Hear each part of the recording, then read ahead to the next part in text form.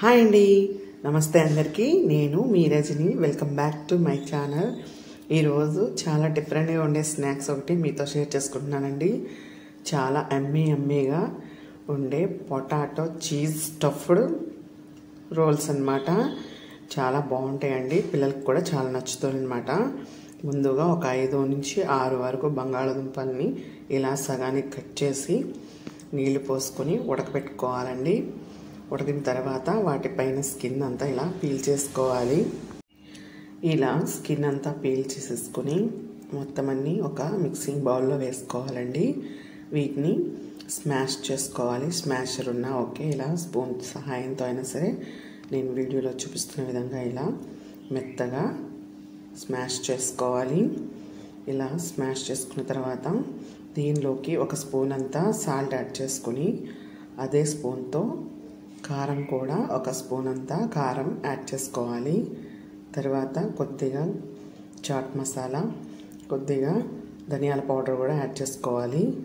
తర్వాత కార్న్ఫ్లోర్ 2 స్పూన్లు, మైదా ఇంకొక 2 స్పూన్లు వేసుకొని మొత్తం అంతా కలిసేలాగా మిక్స్ చేసుకోవాలి.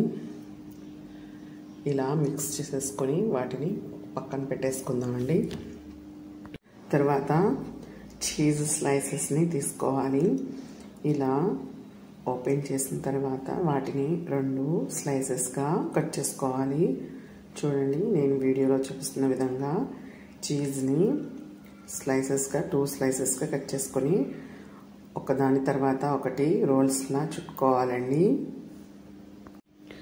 ముందుగా పొటాటోని కొద్దిగా తీసుకొని దాన్ని వెడల్పుగా చేసుకొని ఒక అప్పడంలాగా నిలువుగా స్ప్రెడ్ చేసుకోవాలండి. అలా స్ప్రెడ్ చేసిన దానిలో మనం కట్ చేసి పక్కన పెట్టాం కదా చీజెస్ని, ఆ చీజ్ ముక్కని మధ్యలో పెట్టి మనం చక్కగా మొత్తం అంతా క్లోజ్ చేసుకోవాలి.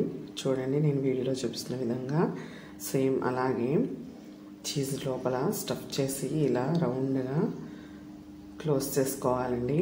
ఇలా క్లోజ్ చేసుకున్న తర్వాత ఎక్కడ కూడా చీజ్ కనిపించకుండా మొత్తం అంతా క్లోజ్ అయ్యేలాగా చూసుకోవాలి. లేదంటే చీజ్ అంతా బయటికి వచ్చేస్తుంది అనమాట. ఇలా వస్తే మనకి ఆయిల్లో అదంతా వచ్చేసి బయటికి మాడిపోతుంది. అలా రాకుండా ఇలా చక్కగా క్లోజ్ చేసుకోవాలండి. ఇలా క్లోజ్ చేసుకొని ప్లేట్ మీద వేసుకొని చక్కగా నీట్గా వచ్చేలాగా రోల్ చేసుకోవాలి. అప్పుడు మనకి పర్ఫెక్ట్గా వస్తుందన్నమాట. అలాగే సేమ్ ఇంకొకటి కూడా ఎలా చేయాలో మళ్ళీ ఇంకొకసారి చూపిస్తున్నాను మీకోసం. ఇలా చక్కగా అప్పడంలా ఒత్తుకొని కొంచెం స్ప్రెడ్ చేసుకొని ఒకవేళ స్టఫ్కి సరిపోతే మనకి ఇంకొంచెం పిండి యాడ్ చేసుకొని మధ్యలో చీజ్ పెట్టేసుకొని రోల్ చేసేసుకోవడమేనండి. ఇలా చీజ్ స్టఫ్డ్ రోల్స్ చాలా టేస్టీగా ఉంటాయండి. పిల్లలకి ఈవినింగ్ స్నాక్స్గా మనం రెడీ చేసి పెడితే చాలా తింటారండి. ఎమ్మీగా 1 నుంచి 5 వరకైనా తినేస్తారు. అంత ఇంట్రెస్టింగ్గా ఉంటాయి. చూడటానికి కూడా చాలా లుకింగ్గా ఉంటాయి అన్నమాట. దీనికోసం పైన క్రిస్పీగా లోపల ఎంతో మెత్తగా రావాలని నేను బ్రెడ్ క్రమ్స్ తయారు చేశానండి. ఈ బ్రెడ్ క్రమ్స్ కూడా పైన వేసుకొని వాటిలో అటు ఇటు దొర్లించుకోవాలి. అప్పుడు మనకి బ్రెడ్ బాగా అబ్జర్వ్ చేసుకుంటుందన్నమాట ఆ రోల్స్కి.